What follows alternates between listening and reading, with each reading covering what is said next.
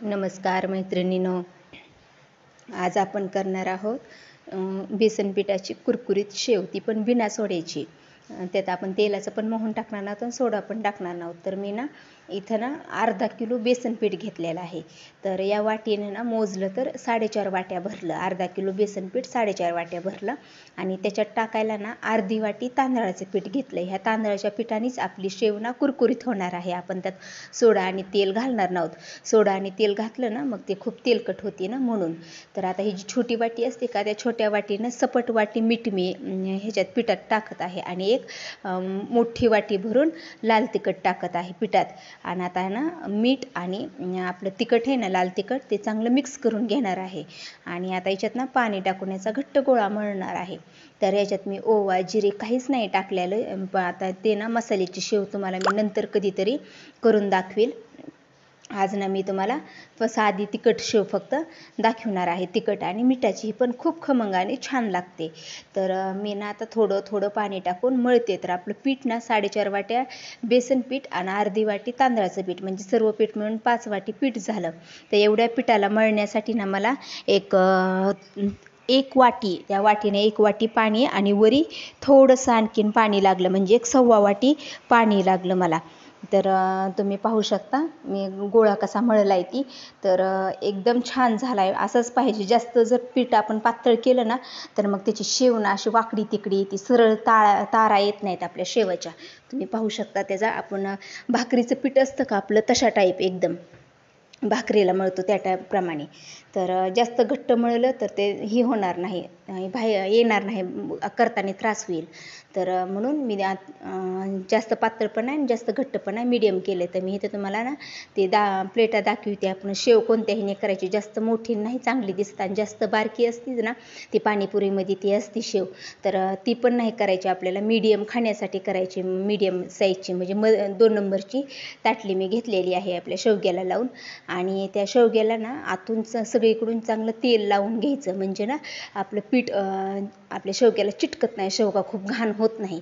तेल लावलं का नाही मग ते व्यवस्थित आपली शेव पण येते आणि शेवगा पण आपला परत घासायला आपल्याला सोपा जातो, घाण होत नाही, जास्त चिटकत नाही त्याला. तर मी सर्व तेल लावून घेते आतून आपल्या शेवग्याला. आणि गॅसवर कढईत तेल गरम करायला ठेवलंय मी.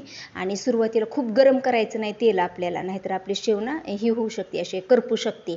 आणि जास्त पण थंड नाही, मीडियमच तेल गरम करायचा. परंतु शेव परत फुल गॅसवर शेव आपली तळायची, नंतर सुरुवातीचं तेल जास्त गरम करायचं नाही. तर मी त्या आपल्या बेसन पिठाचा असा गोळा करून घेते आपल्या ह्याच्यात शेवग्यात टाकण्यासाठी. तर तुम्ही पाहू शकता अशा प्रकारे. जास्त घट्ट केलं पीठ की ते दाबताना आपल्याला शेव तयार करताना त्रास होतो, आणि पातळ केलं की त्याच्या वाकड्या तिकड्या तारा येतात. म्हणून मी अशा प्रकारेच पीठ मळते. तर खूप खमंग आणि खुसखुशीत होते शेव आपली तांदळाचं पीठ टाकल्यामुळे. आणि जर तेल आणि सोडा टाकलं मग ती तेलकट होती शेव, ते खाऊ वाटत नाही असे तेलकट जास्त म्हणून. तर मी तेल किती गरम झालं ते पाहण्यासाठी थोडी गुळी टाकली होती, बुडबुडे आलेत आपल्या तेलाला. आता फुल गॅस केला आहे मी. शेव सोडताना आणि तळताना गॅस फुलच ठेवायचा. सुरुवातीला फक्त तेल जास्त गरम करायचं नाही, जास्त कमी पण नाही, असं त्यात टाकल्या बुडबुडे यावेत आपल्या शेवला, असं शेव त्यात टाकल्यास. तर मी शेवाचे असे एडे घालून घेते गोल गोल. तर एकदा शेवगा फुल भरला त्याच्या त्याच्या 3 ते 4 वेळेस शेव करायची, म्हणजे खूप असे वेडे घ्यायचे नाही ती जास्त, मग ते तळायला कच्चं राहतं. मग असे पातळच 2-3 एड्याचेच शेव करायची, 2-3च एडे घ्यायचे. आणि चांगली शेव आपली तेलात सेट होस तर त्याला उलटणं लावायचं नाही, नाहीतर त्याचे तुकडे होतात. तर आता चांगली खालून तळली. मग आता मी त्याची उलटण्याच्या झाऱ्याच्या साहाय्याने उलटापालट करून त्याची खालची पण बाजू चांगली तळून घेते. आणि आपल्याला जास्त पण लाल कलर काढायचा नाही. आपण तिखट टाकल्यामुळे अगोदरच आपल्या पिठाला कलर लालसर येणार आहे. आणि तुम्ही पाहू शकता अशा कडक व्हावी शेव आपली. अशा प्रकारे मी अशा प्रकारे आपली शेव काढत आहे. आत्ता ही ह्याचं तेल नितळण्यासाठी एका ताटात असं झाऱ्या ठेवते आणि नंतर एका भांड्यात किंवा आपल्या शिब्यात ते ठेवते, म्हणजे आपली शेव थंड होते नंतर. आणि अशाच प्रकारे मी सर्व शेव करून घेते. तर माझं ही अर्धा किलो बेसन पीठ आहे आणि त्याच्या वाटीच्या साहाय्याने 4.5 वाट्या झालेला आहे, म्हणजे एक अंदाज तुम्हाला कळावा म्हणून सांगते. आणि त्याच्यात आपली शेव किती झाली आहे ते पण शेवटला तुम्हाला दाखवते मी. गॅस आपला फुलच ठेवायचा. तर तुम्ही पाहू शकता मी आता ना याच्यानंतर तुम्हाला लसण जिरी ओवा टाकून अशी मसाल्याची शेव पण कधी दाखवेल, खारी शेव पण कधी दाखवेल. पण आज ना मी तिखटाची शेव तुम्हाला शेअर करीत आहे. आता एकदम सगळं नाही दाखवू शकत, नंतर कधी कधी अशा त्या दाखवेल.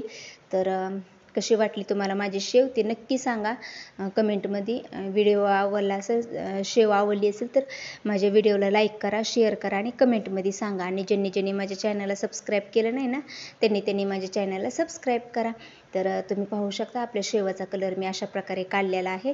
आणि आता बाकीच्या पण शेव असेच तळून घेते. आणि तुम्ही पहा तेल किती आहे आत्ता सध्याच्याला, आणि तेवढी अर्धा किलो पिठाची शेव तळल्यास एवढं तेल शिल्लक राहिले. म्हणजे आपले एक निम्म पण तेल संपलेलं नाही आपल्या शेवाला.